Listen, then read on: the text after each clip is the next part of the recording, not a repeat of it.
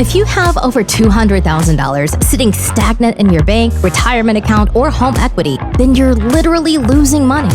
On this show, you learn how to get that money working for you consistently and conservatively. Learn to grow your nest egg with your host, Sean Winslow. Let's dive in. Hey, Melissa, welcome to the show. Hey, I'm so happy to be here. Thank you so much for having me. Hey, thank you for taking time out of your busy schedule to join us. I don't know when this episode will launch, but currently recording, it's about to be the U.S. Thanksgiving. So we're just talking about that. Melissa's from Canada, so they've already had their Thanksgiving, but we were just kind of joking about that. So a lot of her clients are in the U.S., so she'll get some time to catch up. But yeah, I get time to catch up, but I'm not getting that extra turkey. Right. Well, I would invite you if you could get over the border. So, well, you know what? I might just find a way. Well, let's get in your background. Who is Melissa? What have you done and what are you doing today? Yeah, so my name is Melissa Houstan, and I am a chartered professional accountant, and I've been doing this for over 20 years, but it's actually my second career. So my first career, I started off in social work. So I did like a complete 180 to go into accounting. And so what I realized throughout my accounting career is it's very much an introverted type of profession. So what I was really lacking in my career was the ability to work with people. And I noticed that when I was working with people, that's when I really enjoyed my work. So I decided a couple of years ago to go out on my own and combine my social work skills with my money skills. And now I help business owners create profit within their business, and I help them create personal wealth, and you coach them through it and do fractional CFO work as well. That's awesome. Well, I can definitely see the overlap with social work and being a CPA for business owners, because a lot of business owners, they're just running around kind of with their head cut off, thinking they're doing the job, but there's a lot of stuff they're overlooking, specifically when it comes to finances. Specifically, yeah. And that's one thing I really noticed when I was working in public accounting, was that there was such an information gap between business owners and their knowledge of accounting in the way that it can help them, not to understand, accounting in the weeds, but the overall financial reporting and financial planning and such. It really, having those skills really helps them as a business owner. Yeah. And it seems like these days a lot of people, business owners, small business owners, are like increase sales, increase revenue, and that's all they focus on it. That is such a good point. Yeah. Yes. Do you see an error in that kind of like thought? Absolutely. Absolutely. So one thing that I really like to talk about is the difference between bringing in sales and achieving profit.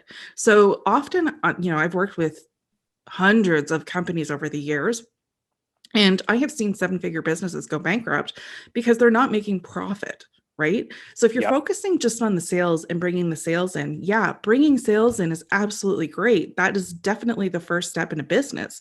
But the second step, which is equally as important, is ensuring that you're managing the money within your business.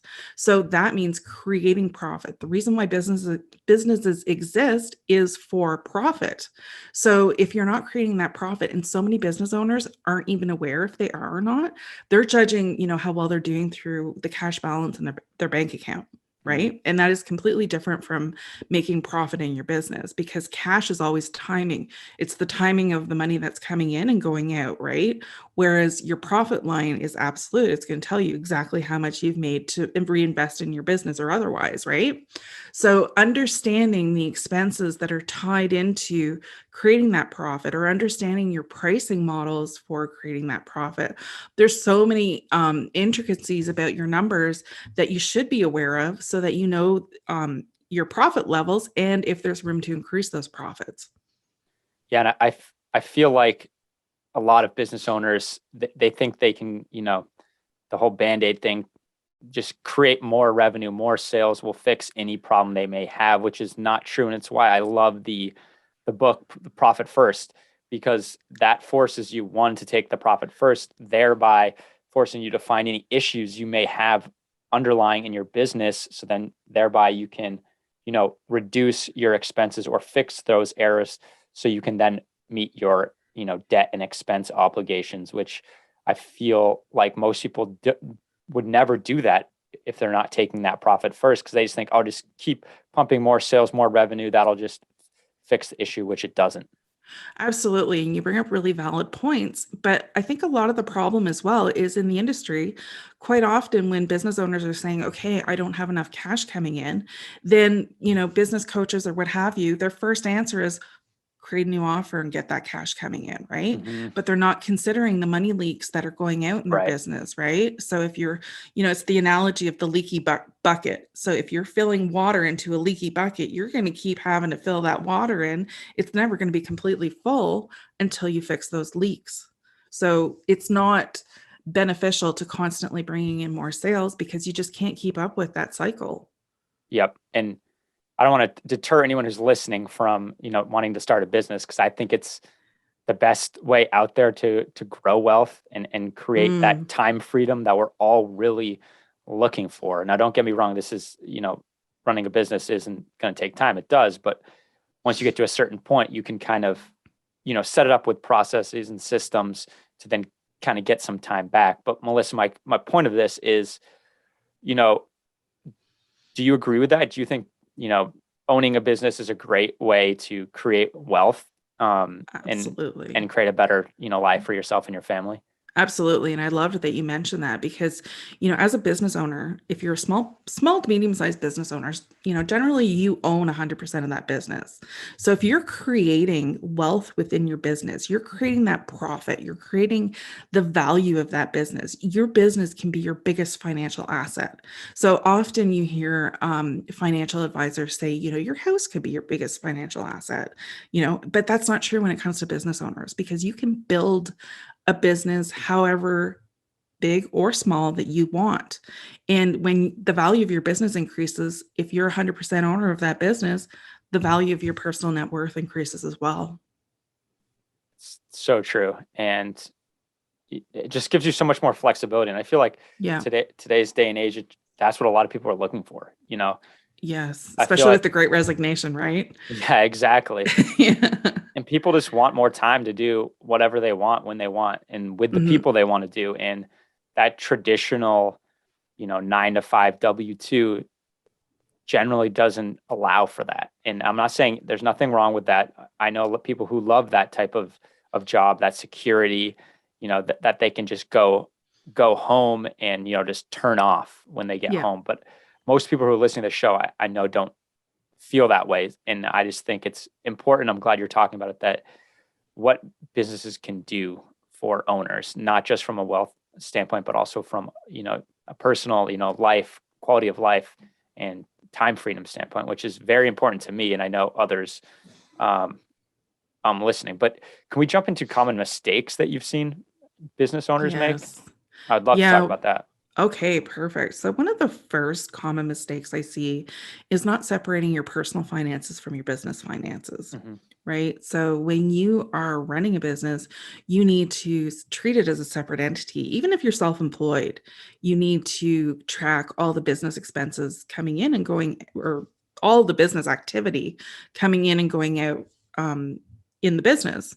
And another big mistake I see is avoidance. And I get this a lot from my clients. And I'm not saying this to sound judgmental. I'm saying it to reassure everybody out there who's listening that avoidance is very common. But the thing is, if you're avoiding what's going on in your finances, you could be losing valuable information. And you can, the longer that it takes for you to look at your business finances or your personal finances, the longer it's going to take to start filling up those plugs, right? So the more money you're going to lose, the longer you avoid it. So having that avoidance is not doing yourself a favor.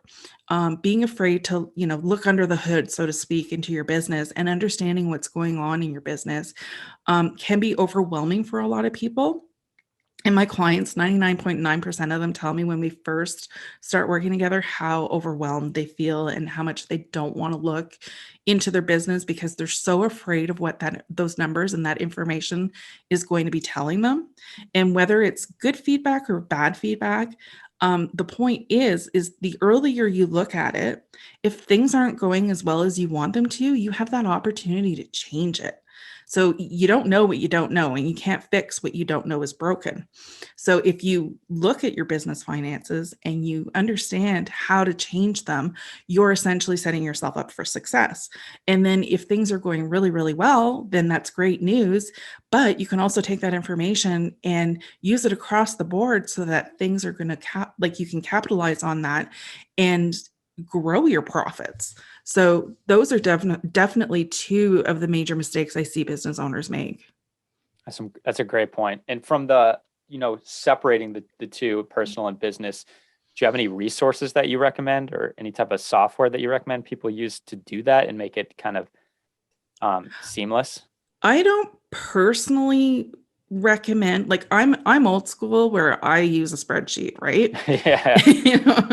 But I know there are a lot of great apps out there. Mint is a very reputable one. Yep.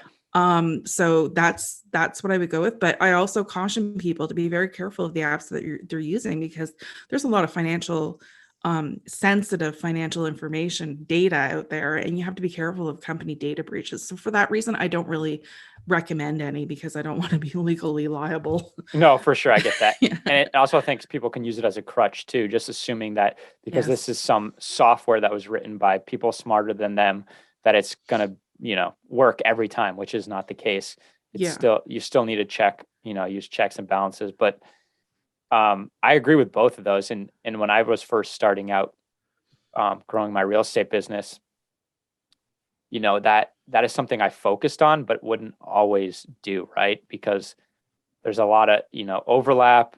Like, is this personal? Is this business? Also, you're trying to build business credit, right? So that's something that's very important. And I think that's something you would probably expound upon too, that, building business credit is very different than building personal credit. And it's very important to separate the two. And then I think also the avoidance thing. I see a lot of people do that, and that's probably the worst thing you can do. It's kind of just like, it just compounds. We all know the power of compounding. Well, this is compounding in a negative way, and it's something you don't want to do. You want to avoid avoidance. Exactly.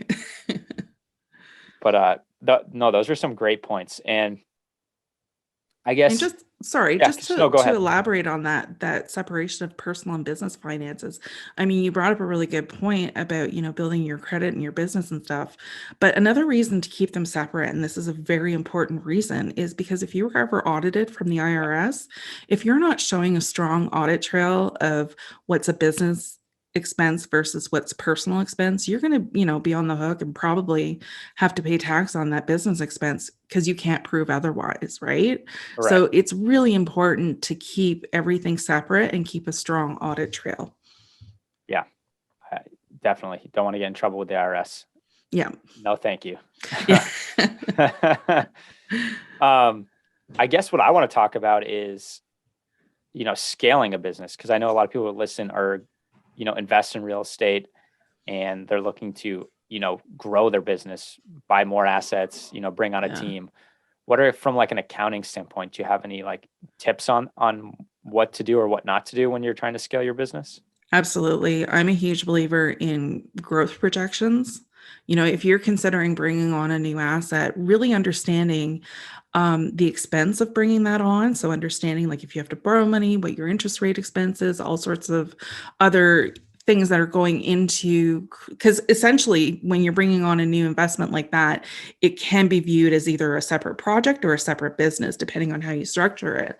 So it's really important to understand what you're getting into, and that you understand if this new venture is going to be profitable or not. So do your homework before you bring that on, because in theory, something can sound super profitable and like a no-brainer, but once you work out the numbers and you do your forecasting and you understand, your projected values and such, sometimes it can turn out to be a negative investment. So knowing your numbers is really going to help you make those decisions.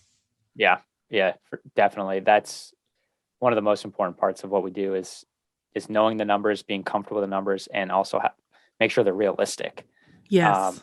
And then on top of that, when you scale too, you make a good point about that individual projects. When we acquire like apartment complex, they are essentially their own business, right? They're operating apart from one another. Exactly. And also when you bring them on, you're going to be spreading resources thin because you have say, for instance, your holding company, maybe you have an asset manager that works for you. Well, you're spreading your resources thin. And that's another factor you have to look into from a cost perspective is now you're overlooking even more assets. And I think that's something that people often overlook. They just think, I'm in growth mode. I just need to acquire more. And I love that you said that, because growth mode is not always a rosy picture, right? A lot of people misinterpret growth mode saying, well, if I'm growing, I can afford it and I'm just going to spend. But growth mode does not mean that you are going to be scaling in the way that you did before you start scaling, right? So if you're dealing with 20% profit margins before you started scaling and growing, and as the trajectory goes, your profit margins are decreasing over time, then that's a bad sign. So I always tell businesses, and I work with businesses, to do 12-month forecast projections, right? So regardless of, what you have on your plate, or if you're bringing in new projects or whatever, or if you're not even planning on growing, always have that 12-month projection so that you know that your business is going in the right direction, right? You always want to be monitoring what you actually produced versus what you had planned on, so that if you're falling off course, then you can, redirect. But and making sure that your profit margins, if you're in growth mode, that they're going to grow consistently as your profit grows, because profit margins are different. Right. Yeah. So you want to expand upon that? Maybe the listeners aren't familiar with that, why they're different? Yeah, absolutely. Because so a lot of people will look and say, okay, as long as I'm making a profit, then I'm doing really, really well. So, if you're in a $1 million business, and before you started scaling, your 20% profit margin, so just for simplicity's sake, so your profit would be 200,000. Right. So as you're scaling and growing, if your profit is only 300,000 when you're at a $2 million business, then your profit margin has shrunk. Even though your profit has grown, your profit margin shrank because you grew by 100%, but your profit margin decreased by 10%. Right. If that makes sense. Right. And it's not the same thing. You're 100% It's correct. not the same thing. Exactly. So a lot of business owners would look and say, oh, well, I'm doing great because I made $300,000. But, accountants are always there for the bad news. And they're going to tell you, actually, your profit margin shrank and you should be creating at minimum 400,000 profit for that 2 million. Right. And I think that's definitely an important thing. As you're growing, you want to be really cognizant of that, because you might see that dollar amount and think you're doing well, but it can quickly erode over time from a percentage standpoint. And if you want to go sell it one day, that's what they're looking for. They're looking for that profit margin. That's what they're buying the company for. Exactly. So as I guess to kind of expound upon the whole scaling, when you're growing your business and from a CPA standpoint, you're definitely going to get to a point where you can afford to bring on, in-person staff when it comes to accounting and finance. So you do that, let's say. Do you still recommend having a third party, kind of like a non-biased third party, to also be, to utilize? Well, absolutely. I mean, in a sense, you're always going to have that because you're always going to have your tax accountant doing your work, right? It's very rare that businesses have in-tax people. And if you do, you still, I haven't seen a business where you haven't had external help with tax, right? Right. So there's always confusion, I find, between bookkeepers, accountants, and CFOs. Right. And if that's sort of where you want me to cover. Yeah. So yes. I guess I did word it wrong. You're always going to have someone preparing your taxes, but from an internal, you might have always outsourced bookkeepers, CFO, but now you're bringing them in-house. Expound upon that. Sure, absolutely. So it's always going to depend on the size of your business, how many transactions you have going in your business.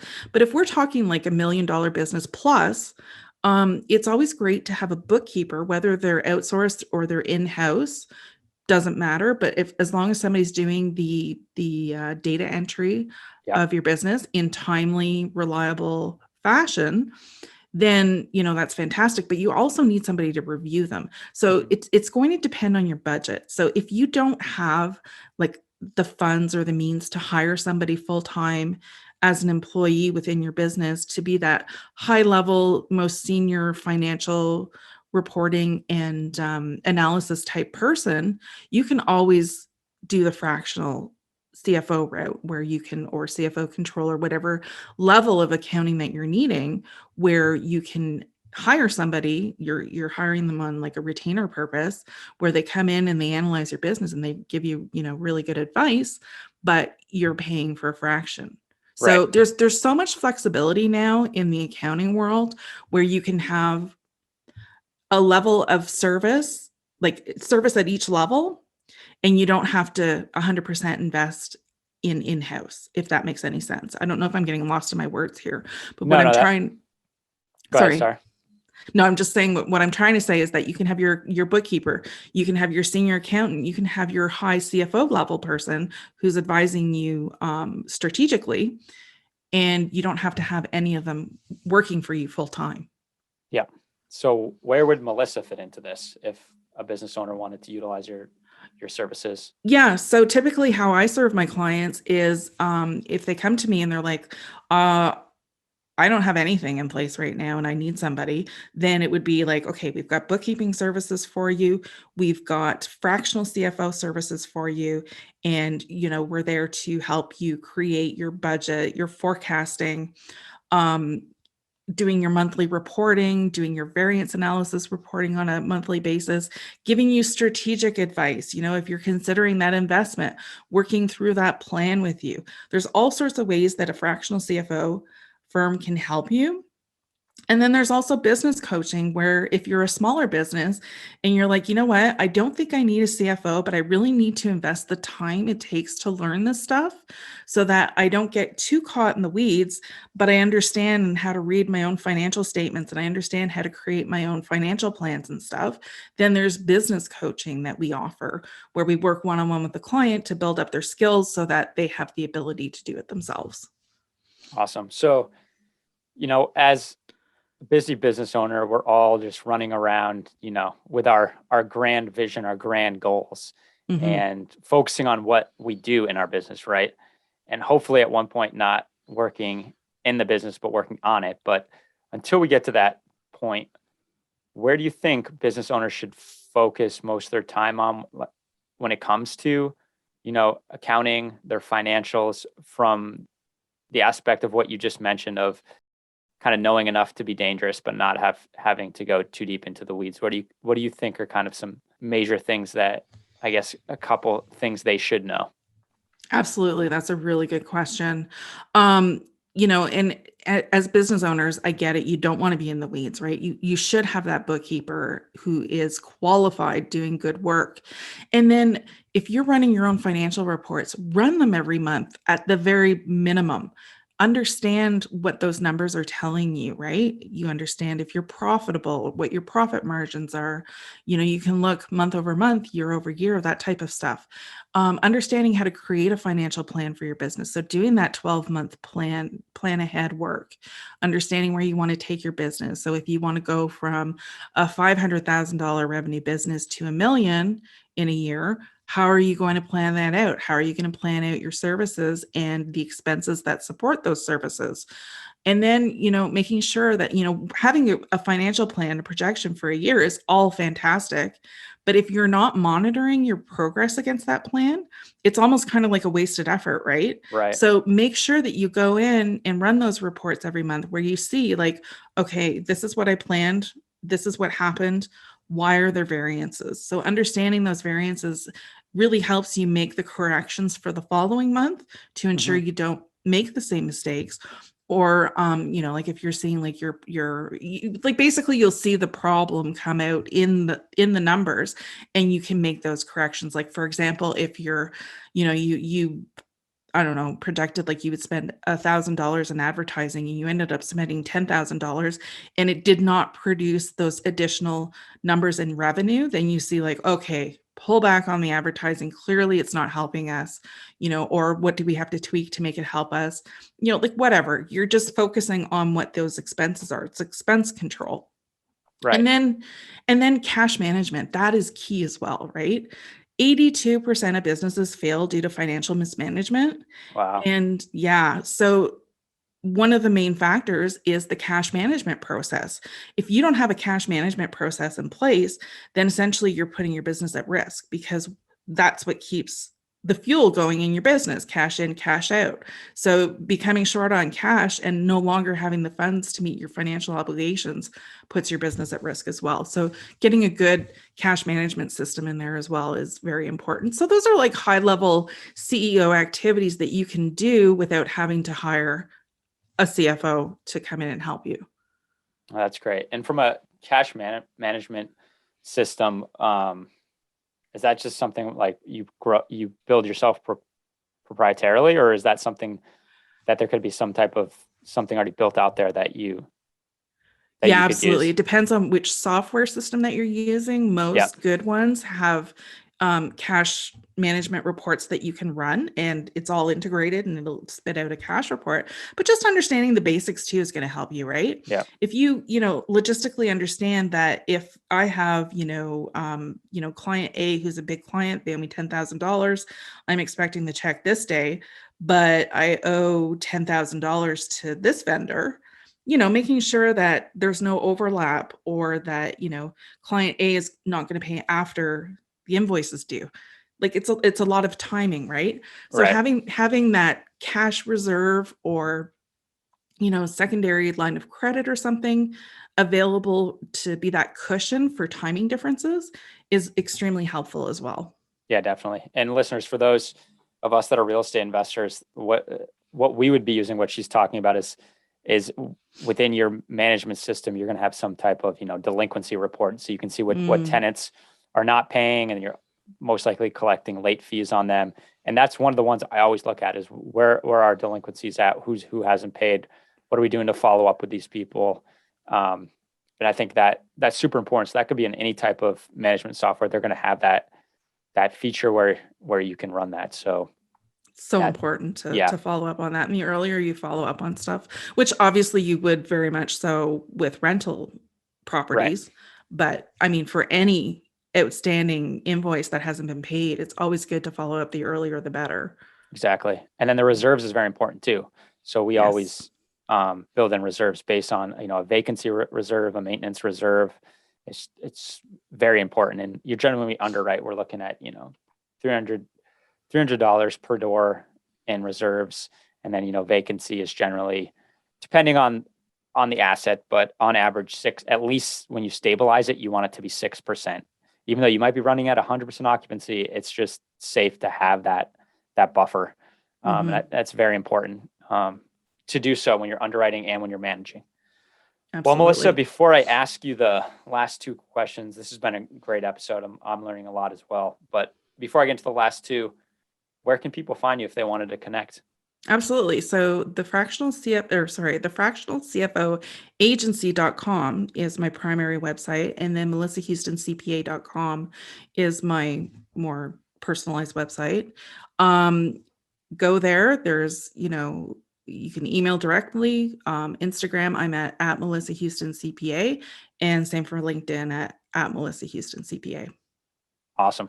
All right. So we're at the last 2 questions. The first, which I think probably hits home for you. Sometimes when I have real estate investors on it, it's, not that they stumble, but, it takes a little more thinking than the norm. But if you could go back in time and tell your younger self one piece of financial advice to set up a better life for yourself and your family, what would that be? Invest in my 20s.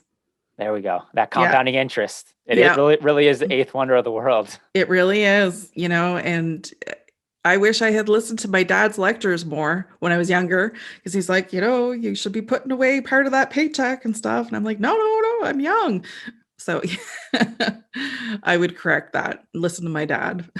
Oh, that's awesome. There's actually, I had a guest on here once who said her partner, his kids, what he did for them when he was younger as part of their, I I think every birthday or every Christmas gift, part of the gift he would invest in stocks for them and would tell them they could get it when they're 18, which I thought was ingenious because So smart. they can see how it in 18 years, what it grew to. Right. Yeah. And I've always contemplated setting something up like that when I have kids, and going even further and being, when they do chores or they get paid for something. Well, hey, so you made, let's say, $10 on this. Well, we got to take, let's say 40%. That's going to go to the tax man. Then we're going to put, another, 10 to 20 in investments, and then maybe, another, 10% in reserves, and then you can have the remaining. I've always thought about that. I've talked to people about that. They think it's a little over the top, but I think it's just smart to teach, financial literacy from a young age. So important. So you know what you're getting into.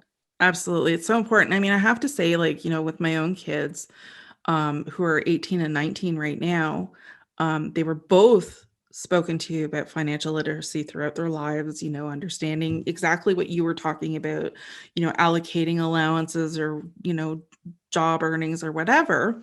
And I have to say that my two kids couldn't be further from each other in terms of investing, right? So being exposed to the same type of education, one is definitely a saver and investor, and my daughter is the spender.